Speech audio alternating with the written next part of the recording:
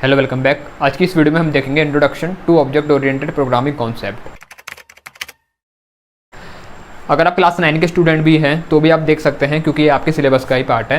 Class 10 वालों को तो ये देखना ही है, कवर करना ही है ये सब टॉपिक, क्योंकि क्लास 10 में क्लास 9 का सिलेबस का भी पूरा पार्ट आ रहा है। तो ये मतलब 9 में हो आप, क्लास 9 में हो, 10 में हो, तो दोनों में हो तो आपको ये पढ़ना ही पढ़ना है। तो शुरू करते हैं। और ये बहुत इंपॉर्टेंट टॉपिक है, ये इंपॉर्टेंट बहुत है। जिसने ये नहीं पढ़ा तो उसको ऑब्जेक्ट ओरिएंटेड प्रोग्रामिंग समझने में मुश्किल आएगी, अगर ये बेसिक क्लियर नहीं हुआ। तो शुरू करते हैं। सबसे पहले ये टॉपिक है जो हमारा, वो है introduction to object oriented programming concept. अब अगर ऑब्जेक्ट ओरिएंटेड प्रोग्रामिंग की बात करें तो सबसे इंपॉर्टेंट जो चीज़ उसमें होती है, उसमें दो चीज़ें होती हैं। देखो, नाम है ऑब्जेक्ट ओरिएंटेड प्रोग्रामिंग, नाम में ही बोला गया है ऑब्जेक्ट ओरिएंटेड, मतलब ऑब्जेक्ट पर फोकस करके बनी गई है। तो अगर ऑब्जेक्ट ओरिएंटेड प्रोग्रामिंग में ऑब्जेक्ट के बिना तो कुछ है ही नहीं, मतलब सब कुछ ऑब्जेक्ट के इर्द गिर्द ही घूमेगा। इसमें सबसे इंपॉर्टेंट चीज़ जो हमने कवर करनी है वो ऑब्जेक्ट है। अब अगर ऑब्जेक्ट की बात करें तो फिर क्लास ऑटोमेटिकली आ जाती है। तो ये होते क्या हैं दोनों, इनमें डिफरेंस क्या है, इनमें रिलेशन क्या है, ये भी समझेंगे। तो पहले अगर मैं ऑब्जेक्ट की बात करूँ, अभी ऊपर से बता रहा हूँ आपको। तो ऑब्जेक्ट, अगर रियल वर्ल्ड की बात करें, रियल वर्ल्ड मतलब अपने आसपास की बात करें, तो ऑब्जेक्ट जैसे आपको कुछ भी दिख रहा है, जैसे फॉर एग्जांपल चेयर है, तो चेयर भी अपने आप में एक ऑब्जेक्ट है। देखो याद रखना, जो ऑब्जेक्ट ओरिएंटेड प्रोग्रामिंग हम पढ़ेंगे ना, तो इसको रियल वर्ल्ड से कनेक्ट करते हुए चलना, तभी आसानी से समझ में आएगी। मतलब रियल वर्ल्ड के एग्जांपल से अगर आप समझोगे ना तो जल्दी समझ में आएगा। तो ध्यान से सुनो जो मैं बता रहा हूँ। तो जैसे ऑब्जेक्ट की अगर मैं बात करूँ तो कोई भी चीज़ आपको दिख रही है, जैसे कोई इंसान ही खड़ा है तो वो भी ऑब्जेक्ट है अपने आप में। एक टेबल हो गया वो ऑब्जेक्ट है, चेयर है वो ऑब्जेक्ट है, एक घर है वो ऑब्जेक्ट है, ठीक है। तो अगर अब ये ऑब्जेक्ट जो हमारे सामने दिख रहे हैं, हम इनको छू सकते हैं ना, हम इनको टच कर सकते हैं, तो ऐसे ऑब्जेक्ट को बोलते हैं टेंजिबल। टेंजिबल मतलब जिन्हें हम टच कर सकते हैं। अब प्रोग्रामिंग में बात करूँ तो प्रोग्रामिंग में मतलब खुद सोचो ना, क्या हम टच कर पाएंगे ऑब्जेक्ट को। अब जैसे एक बैंक अकाउंट है, हर एक अकाउंट होता है बैंक अकाउंट। तो किसी का बैंक अकाउंट है, तो बैंक में जब हम अकाउंट खुलवाते हैं तो क्या वो एक नए बैंक वाले रूम बना के देते हैं हमें कि भाई ये लो तुम्हारा अकाउंट खुल गया, ये तो कमरा तुम्हारा हो गया, ये तुम्हारा अकाउंट है। ऐसा होता है क्या? ऐसा तो नहीं होता। क्या होता है फिर, वो सिस्टम में एक अकाउंट बन जाता है हमारा, मतलब उसको हम छू नहीं सकते, पर हमें पता है हाँ ये है अकाउंट, वो एक तरीके का ऑब्जेक्ट है प्रोग्रामिंग में, ठीक है। तो जिनको हम छू नहीं सकते लेकिन वो भी ऑब्जेक्ट है, उनको हम बोलते हैं कॉन्सेप्चुअल, ठीक है। तो जैसे टेंजिबल ऑब्जेक्ट होते हैं, टेंजिबल मतलब जिन्हें हम टच कर सकते हैं। इतना इंपॉर्टेंट नहीं है, बस मैं बता रहा हूँ ऑब्जेक्ट किस किस तरीके के हो सकते हैं, ठीक है। ये इंपॉर्टेंट नहीं है उतना। तो टेंजिबल हो सकते हैं, कॉन्सेप्चुअल हो सकते हैं। कॉन्सेप्चुअल मतलब जो कॉन्सेप्चुअल हैं, मतलब जिनको हम टच वच नहीं कर सकते, या नॉन टेंजिबल भी बोल सकते हैं, लेकिन वो हैं ऑब्जेक्ट। जैसे बैंक अकाउंट हो गया, ऐसे बहुत एग्जांपल हो सकते हैं। तो ये तो हमने देखा ऑब्जेक्ट क्या हो सकते हैं। अब सबसे इंपॉर्टेंट चीज़ जो होती है, जिसमें बच्चों को कन्फ्यूजन रहता है, आगे तक पहुंच जाएंगे, कोडिंग करना सीख लेंगे, तो लेकिन ये समझ में नहीं आता बच्चों को कि ऑब्जेक्ट और क्लास में डिफरेंस क्या है। तो पहले तो इसी को आज ख़त्म करता हूँ यहाँ पर। देखो, अगर मैं ऑब्जेक्ट और क्लास की बात करूँ तो एक नॉर्मल सी एक एनालॉगी लेके समझते हैं। नॉर्मल से एक कॉमन से एग्जांपल लेता हूँ। फॉर एग्जांपल, आपको घर बनाना है, आपको एक घर बनाना है, तो आप आर्किटेक्ट से उसका ब्लूप्रिंट लेके आए। एक ब्लूप्रिंट आप लेके आए कि घर किस तरीके का बनाना है, उस तरीके का आपने एक ब्लूप्रिंट आर्किटेक्ट से बनवाया, ठीक है, जैसे भी आपको घर बनाना है। अब वो ब्लूप्रिंट आपके हाथ में है। अब मुझे ये बताओ, इस ब्लूप्रिंट को लेकर के अगर मैं 50 घर बनाना चाहूँ तो बना सकता हूँ ना। मतलब मान लो मेरे पे खूब सारा स्पेस पड़ा हुआ है, खूब ज़मीन है, और मेरे पास ब्लूप्रिंट है, तो अगर मैं घर बनाना चाहूँ, 50 घर बनाना चाहूँ उस ब्लूप्रिंट को देख के, तो बना सकता हूँ ना, मैं बना सकता हूँ बिल्कुल। भाई ब्लूप्रिंट मेरे पास है, मुझे पता है अच्छा ऐसा घर बनाना है, तो जिससे घर बनाना है उसको दे दूंगा, वो 50 घर बना के दे देगा।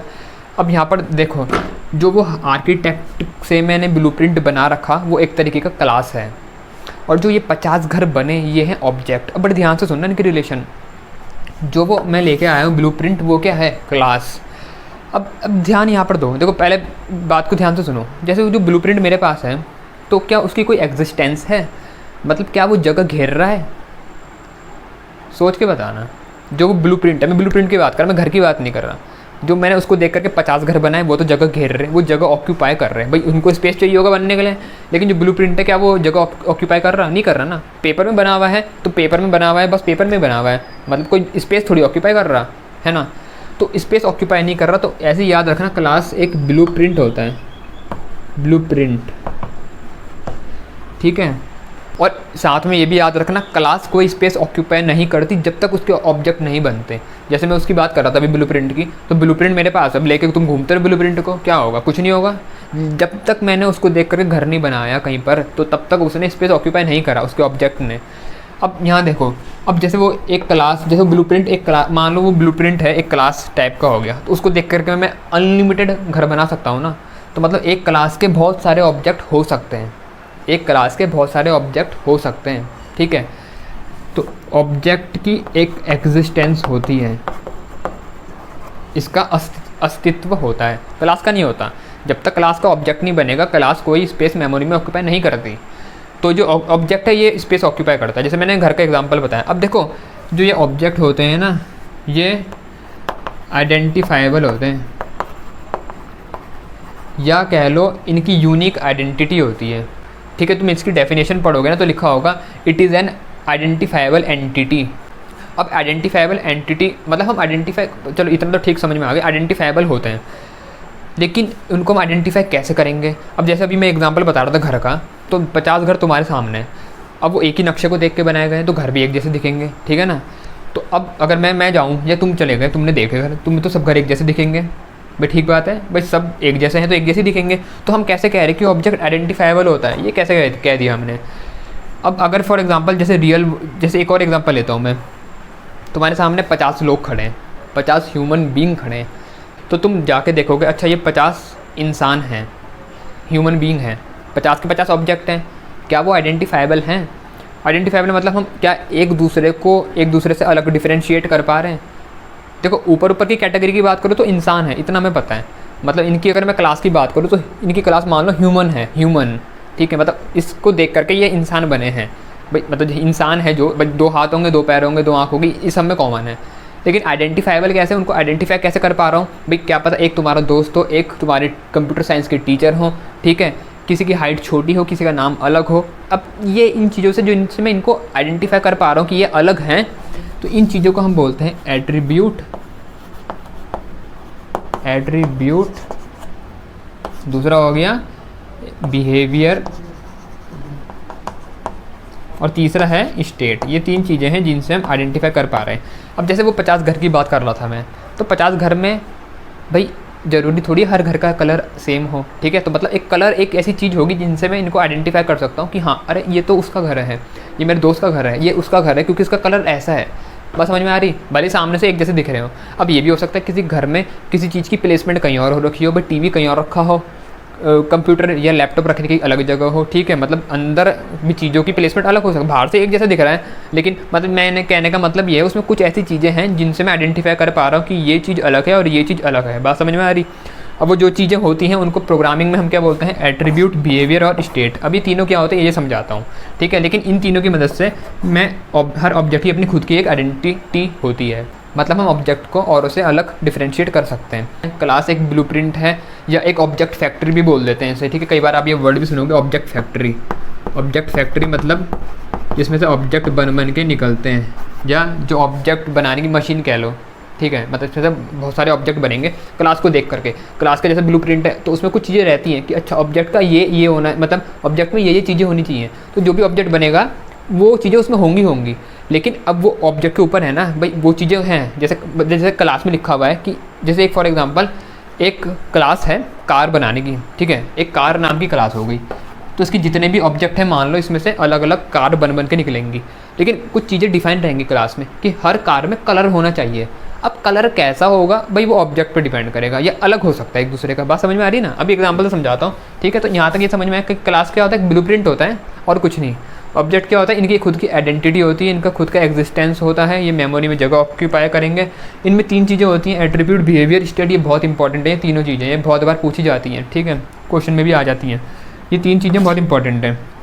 अब इन तीनों को समझते हैं क्या होती हैं। एक बात और याद रखना, ऑब्जेक्ट को कभी कभी इंस्टेंस ऑफ क्लास भी बोल देते हैं, इंस्टेंस ऑफ क्लास, ठीक है। तो कभी कभी ऑब्जेक्ट सुनाई देगा, कभी इंस्टेंस ऑफ क्लास सुनाई देगा। किसी क्लास के ऑब्जेक्ट की बात करेंगे तो कभी कभी ये बोल देंगे कि ये इस क्लास का इंस्टेंस है या ऑब्जेक्ट है, एक ही बात होती है, ठीक है। कंफ्यूज मत होना।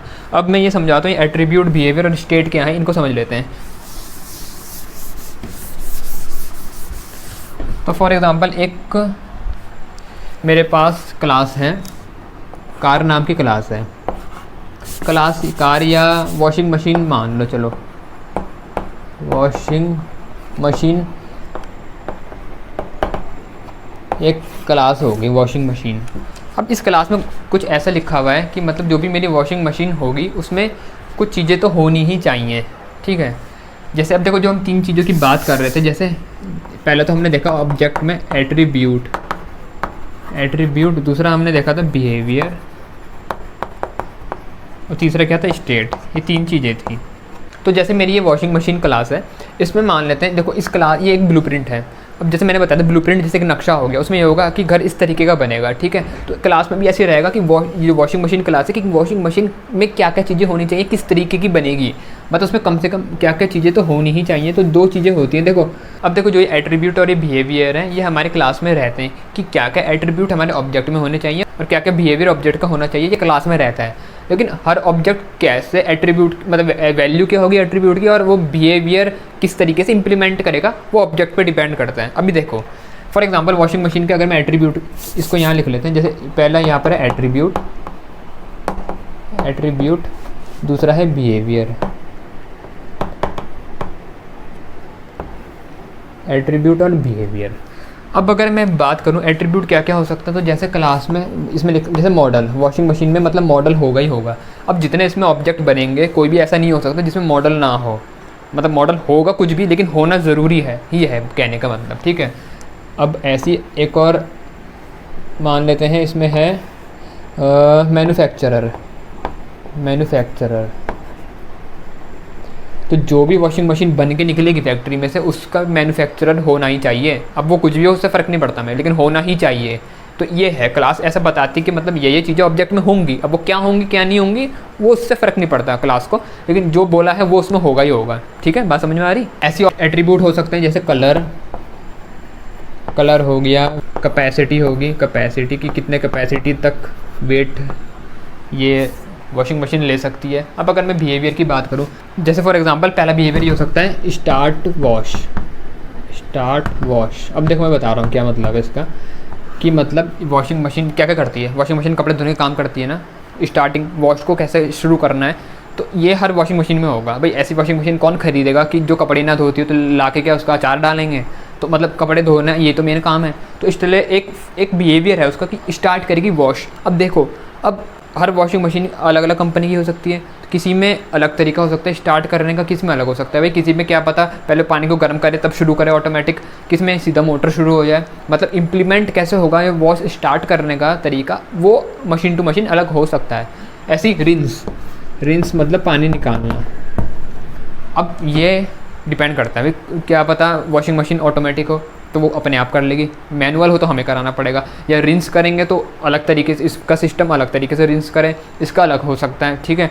तो मतलब मशीन टू मशीन हर ऑब्जेक्ट टू ऑब्जेक्ट अलग हो सकता है, लेकिन ये मेथड, ये जो है हमने बना रखा है, ये रिंस बिहेवियर, ये हर मशीन में होगा ही होगा। ऐसी स्पिन, कपड़े सुखाने का अगर बना रखा स्पिन, या ड्राई करने वाला कपड़े को, तो भाई अलग अलग हो सकता है हर मशीन का। क्या पता एक ऑटोमेटिक स्पिन कर दे इसको उसके बाद, या कई में हमें मैनुअल कराना पड़ सकता है। क्या पता किसी में मोटर एंटी क्लॉकवाइज घूमे, किसी में क्लॉकवाइज घूमे, किसी की आरपीएम स्पीड तेज़ हो, किसी की कम हो। तो मतलब इम्प्लीमेंट करने का तरीका अलग हो सकता है ना हर मशीन का, लेकिन होगा हर एक में, ये तो गारंटी है, क्योंकि क्लास ब्लूप्रिंट में बोला गया है। भाई नक्शे में बोल दिया ये होगा ही होगा, तो ये होगा। अब कैसा होगा क्या होगा वो हमें मतलब नहीं, बोल दिया तो होगा। बात समझ में आ रही। तो ये है क्लास। अब देखो, अब अगर मैं अब ये स्टेट नहीं देखा हमने क्या होता है, अभी बताता हूँ स्टेट क्या होता है, ठीक है। तो एट्रीब्यूट और बिहेवियर हमने देख लिया। अब अगर मैं इसको बात का, फॉर एग्जांपल इसके 2 ऑब्जेक्ट बन गए, ठीक है। ये हमारा था क्लास, इसके 2 ऑब्जेक्ट बन गए। यहाँ पर मैं छोटे में लिख लेता हूँ, ये एक ऑब्जेक्ट बना है इसका मैं रख देता हूँ नाम वॉशिंग मशीन 1, WM1। एक यहाँ पर आ गया वॉशिंग मशीन 2, WM2, मतलब 2 इसके ऑब्जेक्ट बन गए। अब जो 2 ऑब्जेक्ट बने ना, देखो कितने एट्रीब्यूट है इसमें, 1 2 3 4, तो इसमें 4 एट्रीब्यूट होंगे ही होंगे, ठीक है। 4 एट्रीब्यूट होंगे और कितने बिहेवियर, 3 तो इसमें होंगे, 3 बिहेवियर। ऐसे इसमें बात करूँ तो इसमें भी 3 एट्रीब्यूट और कितने, 3 बिहेवियर होंगे, ठीक है। तो यहाँ पर एट्रीब्यूट है। अब देखते हैं ये आइडेंटिफाइबल कैसे होंगे, कैसे इन 2 ऑब्जेक्ट बनेंगे, अभी देखते हैं, ठीक है। एट्रीब्यूट और यहाँ पर आए बिहेवियर। अब देखो जैसे इसमें मॉडल है, ठीक है, तो मॉडल इसमें भी होगा, मॉडल उसमें भी होगा, तो मॉडल इसमें भी होगा मॉडल उसमें भी होगा, लेकिन मान लो मॉडल इसका LG है, मॉडल की जो वैल्यू है वो है LG कंपनी की है। मॉडल की जो यहाँ पर वैल्यू है वो है लॉयड, LLOYD। ये लॉयड कंपनी की वॉशिंग मशीन है, वो LG की वॉशिंग मशीन है। या कोई और तीसरा ऑब्जेक्ट है वो वर्लपूल की वॉशिंग मशीन है, कोई एक और हो गया वो सैमसंग की वॉशिंग मशीन है। तो हमने देखा एट्रीब्यूट यहाँ भी मॉडल है, वहाँ भी मॉडल है, लेकिन मॉडल की वैल्यू यहाँ LG है, वहाँ लॉयड है। तो हमें मिल गया ना आइडेंटिफाई करने के लिए। मतलब मेरे सामने 2 वॉशिंग मशीन रखी, मैं आइडेंटिफाई कर सकता हूँ ना कि भाई वो वाली तो लॉयड की है, वो वाली है किसकी, LG की। मतलब आइडेंटिफाई कर पा रहा हूँ, जबकि दोनों वॉशिंग मशीन है। बात समझ में आ रही? तो ये ऑब्जेक्ट है आइडेंटिफाइबल। अब देखो ये मॉडल तो क्या था, एट्रीब्यूट। मॉडल क्या है, एट्रीब्यूट। लेकिन जो उसकी वैल्यू है ना, जैसे LG ये है स्टेट, ठीक है। यहाँ पर LG क्या है, स्टेट। यहाँ पर ये लॉयड क्या है, स्टेट। पता चल के स्टेट जो हमने नहीं कवर करा था क्या था, वो जो एट्रीब्यूट की वैल्यू होती है उन्हीं को हम बोलते हैं स्टेट। क्लियर है यहाँ तक? अगला आते हैं जैसे मैन्युफैक्चरर। अच्छा, जो ये हमने यहाँ पर लिख दिया है, जैसे मैंने LG इसकी वैल्यू दे दी, ये हमारे मैन्युफैक्चरर की वैल्यू होनी चाहिए थी, जो वहाँ पर मैंने मॉडल में लिख दिया। तो इसको ये हम मान लेते हैं ये वाले मैन्युफैक्चरर की वैल्यू है, ठीक है। जो मैंने अभी आपको समझाया ना कि मॉडल LG और मॉडल लॉयड है, ये हम मैन्युफैक्चरर वाले एट्रीब्यूट की वैल्यू है, ठीक है, मॉडल की नहीं है। ये मैन्युफैक्चरर में आएंगे। तो यहाँ पर लिख देता हूँ मैं कि मैन्युफैक्चरर इसका था LG, इसका मैन्युफैक्चरर है लॉयड, ठीक है। ये मैन्युफैक्चरर की वैल्यू थी, गलती से मैंने मॉडल में लिख दी थी। तो मतलब ये मैन्युफैक्चरर इसका LG है, उसका मैन्युफैक्चरर कौन है, लॉयड है। मतलब डिफरेंस में दोनों में अलग पता चल जा रहा है ना, आराम से आइडेंटिफाई कर पा रहा हूँ भाई इसका बनाने वाला कोई और है, इसका बनाने वाला कोई और है। तो इस एट्रीब्यूट की मदद से मैं इसको आइडेंटिफाई कर पा रहे अलग है। इसकी जो स्टेट है अलग है, इसकी स्टेट है LG, जो इसकी वैल्यू है उसकी है लॉयड। अब ऐसी मॉडल की बात करें तो इसका मॉडल फॉर एग्जाम्पल कुछ है 1HZ22KP कुछ नंबर है। अब इसका मॉडल है, इसका अलग होगा, तो कॉमन सी बात है भाई दोनों के मॉडल सेम तो हो नहीं सकते। इसके मॉडल की फॉर एग्जांपल वैल्यू मान लेते हैं कुछ और है, जैसे इसके मॉडल की वैल्यू हो गई 181HZ, तो दोनों के मॉडल की वैल्यू अलग है। इसकी 1HKPZO है, उसकी 181HZ अलग है मॉडल। तो ये एक और चीज़ मिलेगी हमें जिनसे हम आइडेंटिफाई कर पा रहे कि ये अलग है। इसका जो मॉडल एट्रीब्यूट है उसकी स्टेट अलग है, उसके मॉडल एट्रीब्यूट की स्टेट अलग है। तीसरा है कौन, कलर है। तो ये सिल्वर रंग की वॉशिंग मशीन है, इसका कलर फॉर एग्जांपल कलर इसका है वाइट, या इसका कलर है ब्लैक, ठीक है। वाइट लिख लो या ब्लैक लिख लो, तो अलग है। अब फॉर एग्जांपल कलर अगर एक सेम हो भी गया, फॉर एग्जांपल इसका कलर उसका कलर दोनों के वाइट हो गए, तो क्या ऐसा हो सकता है? बिल्कुल हो सकता है भाई, कोई एट्रीब्यूट सेम हो सकते हैं ना।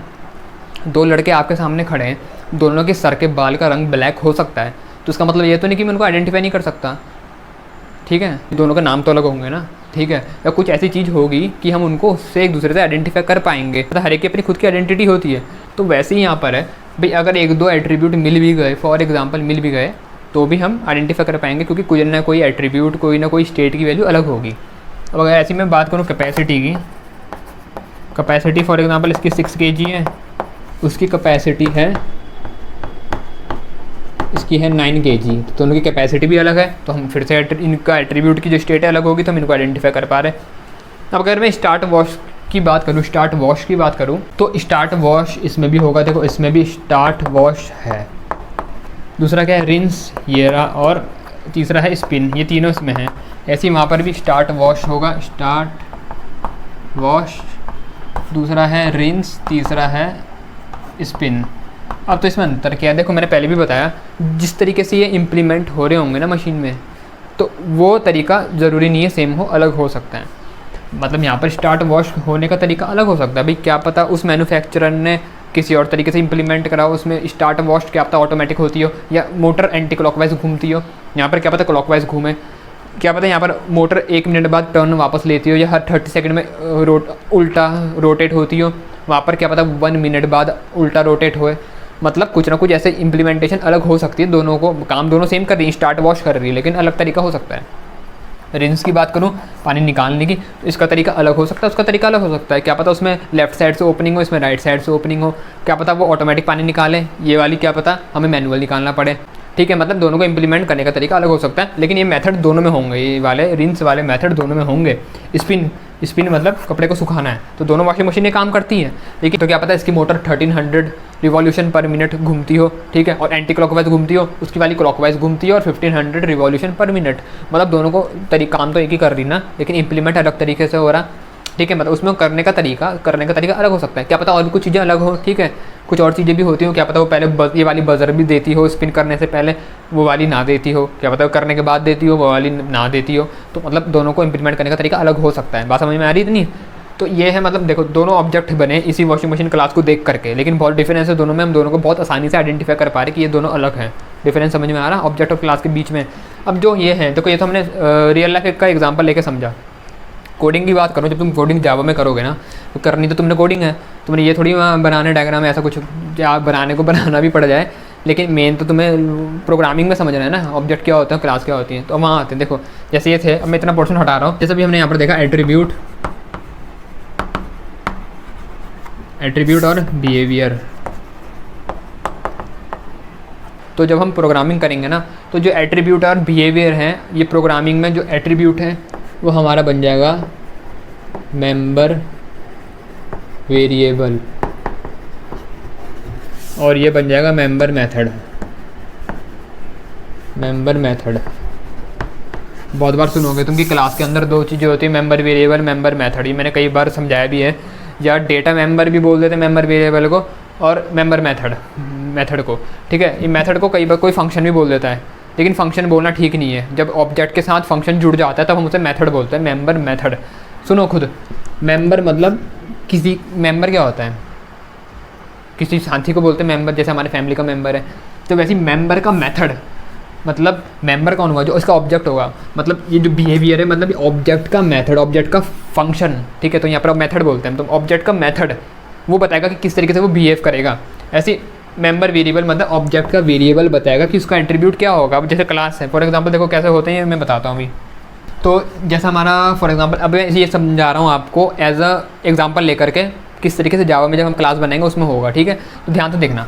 तो एक मैंने क्लास बना दी फ्रूट नाम की, ठीक है, फ्रूट नाम की क्लास बनाई। अभी ज़्यादा डिटेल में मत जाना, क्लास कैसे बनती है, क्या क्या होता है, मैं ऊपर से समझा रहा हूँ, ठीक है। बस ये क्लास है, ये ओपन करी क्लास और यहाँ पर क्लोज करी। असल में इसके अंदर और चीज़ें भी लिखते हैं जब कोडिंग करेंगे तब, लेकिन अभी सिर्फ एग्जांपल समझा रहा हूँ, ठीक है। डेटा मेंबर वेरिएबल और मेंबर मेथड क्या होते हैं। तो इस फ्रूट नाम की क्लास में देखो कुछ फ्रूट के एट्रीब्यूट क्या हो सकते हैं। एट्रीब्यूट क्या हो सकता है, फ्रूट का कलर हो गया, एक ऐसी वेट हो सकता है। और एक काम करते हैं, फ्रूट क्लास लेने से अच्छा पर्सन ले लेता हूँ, उसमें बहुत सारी हमें चीज़ें एट्रीब्यूट और वो मिल जाएंगे, ठीक है, समझाने के लिए आपको। तो पर्सन ले लेता हूँ, फॉर एग्जांपल पर्सन क्लास है। तो एट्रीब्यूट की बात करूँ अगर मैं, पर्सन का पहला तो नेम हो सकता है, एक नेम हो सकता है, एज हो सकती है, एज कितनी उम्र है, और हाइट हो सकती है, और बहुत सारी चीज़ें हो सकती हैं, ठीक है। तो फ़िलहाल मैंने 3 ले ली। अब अगर ऐसे में बात करूँ बिहेवियर की, पर्सन के बिहेवियर की, तो वो क्या हो सकता है, फॉर एग्ज़ाम्पल ईट, किस तरीके से ईट करता है, स्लीप किस तरीके से सोता है, ठीक है। मतलब हर एक का अपना अलग तरीका होता है ना सोने का, खाने का। ऐसी वॉक, चलने का तरीका, ठीक है, चलने का तरीका भाई, कई लोगों के चलने के तरीके अलग होते हैं, तो आप वहाँ से भी डिफरेंशिएट कर सकते हो। तो ये वॉक करना भी, ये भी एक बिहेवियर हो गया। अब देखो क्लास में अगर मैं इसको बनाऊँ तो कैसे बनता है, एट्रीब्यूट है जो जैसे नेम है, तो मैंने लिखा नेम। अभी बताता हूँ क्या करेंगे इसमें, कैसे करेंगे। जैसे एज है, एज लिखा मैंने। अब ये है हाइट, मैंने लिखा हाइट। अब देखो ये ना असल में ये इनको बोलते हैं वेरिएबल। अभी आगे पढ़ेंगे, अभी ऊपर से बता रहा हूँ। वेरिएबल वो होते हैं जैसे मैथ्स में हम पढ़ते थे ना, छोटी क्लास 6th क्लास में आपने पढ़े होंगे। वेरिएबल क्या होते थे, जैसे एक्स वाई जेड हो गया। इनको वेरिएबल बोलते क्यों हैं, क्योंकि इनकी वैल्यू हमें नहीं पता होती। इनकी वैल्यू हमें नहीं पता, मतलब इनकी वैल्यू कुछ भी हो सकती है। तो इनको भी वेरिएबल इसलिए बोलते हैं क्योंकि जैसे मैंने लिखा नेम कुछ भी हो सकता है ना, आधी बात समझ में। एज कुछ भी हो सकती है, हाइट कुछ भी हो सकती है, मतलब कुछ भी होगी लेकिन हमें नहीं पता ना। तो ये होते हैं वेरिएबल। अब अभी इन पे ज़्यादा डिटेल में नहीं जाते। अब देखो जब जैसे ये वेरिएबल लिखे ना, तो हम खाली वेरिएबल नहीं लिख सकते। ये रूल है कि वेरिएबल का हमें बताना पड़ता है कि किस टाइप का वेरिएबल है। अब जैसे नाम क्या होता है, ये अल्फ़ाबेट होते हैं ना, अभी ऊपर ऊपर से बता रहा हूँ, डिटेल में मत घुसना, कंफ्यूज हो जाओगे। अब आगे जब आप बढ़ेंगे मैं समझाऊंगा डिटेल में, बस इतना बताओ। नेम में अल्फ़ाबेट आते हैं, तो अल्फ़ाबेट के लिए एक डेटा टाइप बना है स्ट्रिंग। तो जब भी हम ऐसा वेरिएबल कुछ बनाएंगे जो अल्फ़ाबेट और अल्फ़ाबेट रखेगा, तो हमें उसके आगे स्ट्रिंग लिखना पड़ेगा। अब एज कैसा होता है, एज इंटीजर होती है ना, तो इसलिए इसके आगे इंट लिखा। इंट ये बताने के लिए है कि ये चीज़ में हम इंटीजर रख रहे हैं। ऐसी हाइट, अब हाइट पॉइंट में भी हो सकती है, चलो मैं मान लेता हूँ हाइट, हाँ चलो पॉइंट में है, तो ऐसे के लिए हम लिखते हैं डबल, ठीक है। ये भी एक डेटा टाइप है। अब ये सब हमने आगे पढ़ने हैं, तो बस मैं आपको बता रहा हूँ ऊपर ऊपर से। तो मतलब ये 3 बन गए वेरिएबल। अब ये क्या है, जैसे ये था यहाँ पर, वहाँ पर क्या एट्रीब्यूट है ना, ये भी एट्रीब्यूट है, ये भी एट्रीब्यूट है, लेकिन यहाँ पर ये बन गए मेंबर वेरिएबल। मतलब जितने ऑब्जेक्ट बनेंगे ना इस क्लास के, उनमें तीनों आएंगे। ये तीनों नेम, एज और हाइट आएगी। अब उनकी वैल्यू क्या होगी वो अलग हो सकती है। ये तो मैंने आपको बताया, जैसे वॉशिंग मशीन थी, उसमें जो था मॉडल था, मैन्युफैक्चरर था, उसका वेट था, कैपेसिटी थी, ये सब चीज़ जो थी। तो इनमें क्या था, जितने ऑब्जेक्ट बन रहे थे उन सब में यहाँ आ रहे थे। अब वैल्यू अलग थी, ये हमने देख लिया। तो वैसे इस क्लास के जितने ऑब्जेक्ट बनेंगे, ये नेम, एज, हाइट हर पर्सन की होगी, और होती भी है ना, लेकिन उनकी जो वैल्यू होगी वो अलग हो सकती है। यहाँ तक बात समझ में आ रही। इनको मेंबर वेरिएबल या डेटा मेंबर भी बोल देते हैं, दोनों चलते हैं। अब जो वो हैं बिहेवियर, अगर उनकी बात करूँ मैं, तो कैसे होंगे, देखो जैसे है पहला ईट, स्लीप और वॉक। तो यहाँ पर जब आएगा ईट तो ऐसा आएगा। देखो अंतर कैसे पता करते हैं, जब ये बिहेवियर जो होते हैं ना, जैसे ईट है, स्लीप है और क्या है, वॉक। तो ये 3 हैं यहाँ पर। वहाँ पर थे ये बिहेवियर, यहाँ पर मेंबर मेथड बन जाएंगे, मेंबर मेथड। और मेंबर मेथड और मेंबर वेरिएबल में सबसे बड़ा डिफरेंशिएट करने का तरीका ये होता है, इनके आगे आता है राउंड ब्रैकेट का पेयर। ओपनिंग और क्लोजिंग राउंड ब्रैकेट आते हैं, जैसे यहाँ पर है, यहाँ पर है, यहाँ पर है। तो समझ जाना, जब ऐसा आए तो ये है बिहेवियर, जिनको हम प्रोग्रामिंग में बोलते हैं मेंबर मेथड, और ये है मेंबर वेरिएबल। इनके आगे कोई ऐसा राउंड ब्रैकेट या ये सब चीज़ें नहीं आएंगी, ठीक है। और जो ये मेंबर मेथड है ना, ये हर ऑब्जेक्ट अपने आप में उसको इम्प्लीमेंट करने का तरीका उसका अलग हो सकता है। जैसे यहाँ पे ईट है, अब किसी उस पर्सन की बात करूँ, खाने का तरीका अलग हो सकता है ना, तो इसका कोड होगा जो किसी ऑब्जेक्ट के लिए अलग हो सकता है, मतलब किस तरीके से इंप्लीमेंट कर रहा। अभी ज़्यादा डिटेल में नहीं जाएंगे, बस कहने का मतलब ये है, जितने भी ऑब्जेक्ट बनेंगे, जितने भी पर्सन बनेंगे, ईट वाला बिहेवियर हर एक में होगा, ईट वाला मेथड हर एक में होगा, स्लीप वाला भी होगा, वॉक वाला भी होगा। लेकिन किस तरीके से ईट इंप्लीमेंट हो रहा, भाई किस तरीके से वो खा रहा है, किस तरीके से वो ईट करता है, उसका जो कोड होगा किस तरीके से वो इंप्लीमेंट करता है, वो हर एक ऑब्जेक्ट का अलग हो सकता है, ठीक है। ऐसे स्लीप अलग हो सकता है, वॉक अलग हो सकता है। बात समझ में आ रही। तो हर ऑब्जेक्ट में होंगे तीनों, लेकिन किस तरीके से इंप्लीमेंट हो रहे वो अलग हो सकता है। ऐसी मैं बात करूँ इनकी, तो ये भी मैंने आपको पहले बता रखा है, नेम, एज, हाइट ये भी होंगे, लेकिन नेम किसी का अलग हो सकता है, किसी का कुछ और हो सकता है, हाइट अलग हो सकती है और एज भी अलग हो सकती है, ठीक है। यहाँ पर सेमीकोलन भी लग जाएगा। तो मेरे ख्याल से बात यहाँ तक समझ में आ रही ना। तो अभी ज़्यादा सोचना मत, ठीक है। अभी तो मैंने आपको ऊपर ऊपर से समझाया है, अभी डिटेल में आगे जाएंगे, जैसे जैसे आगे बढ़ेंगे एक साथ समझाऊंगा तो कन्फ्यूज़ हो जाओगे, ठीक है। तो ये तो देख लिया हमने कि एक क्लास ब्लूप्रिंट होती है। क्लास में 2 बहुत इंपॉर्टेंट चीज़ होती हैं, मेंबर वेरिएबल, मेंबर मेथड। और जितने ऑब्जेक्ट बनेंगे हर एक में ये और ये तो होगा ही होगा। जितने इसके ऑब्जेक्ट बनेंगे, फॉर एग्जांपल अगर एक पर्सन बनाना, तो एक पर्सन में ये 3 और ये 3 चीज़ें होंगी, 3 एट्रीब्यूट और 3 बिहेवियर होंगे ही होंगे। बात समझ में आ रही है यहाँ तक, ठीक है। तो आज की वीडियो में हमने क्या कवर करा, हमने ऑब्जेक्ट देखा, हमने क्लास देखा, इनके बीच की रिलेशन देखी, हमने इनका बीच का डिफरेंस समझा। एक मतलब हमें अंतर समझ में आ गया कि क्लास क्या होती है, ऑब्जेक्ट क्या होते हैं। अच्छी सी पिक्चर हमारे सामने बन गई। हमने देखा कि क्लास को ब्लूप्रिंट क्यों कहते हैं, क्लास ब्लूप्रिंट कैसे है, ऑब्जेक्ट जो बनता है उसमें एट्रीब्यूट क्या होते हैं, स्टेट क्या होती है, इनको हम डिफरेंशिएट एक दूसरे से कैसे कर पाते हैं, एक ऑब्जेक्ट दूसरे से अलग कैसे होता है। तो हमने बहुत कुछ चीज़ें यहाँ पर कवर करी। इन सबको आप पढ़ना, रिवाइज करना, कुछ डाउट आता है मुझसे पूछना कमेंट में। इस वीडियो में इतना ही। वीडियो अच्छी लगी है तो लाइक ज़रूर करते हुए जाना। जल्दी अगली वीडियो में मिलता हूँ। Thanks for watching.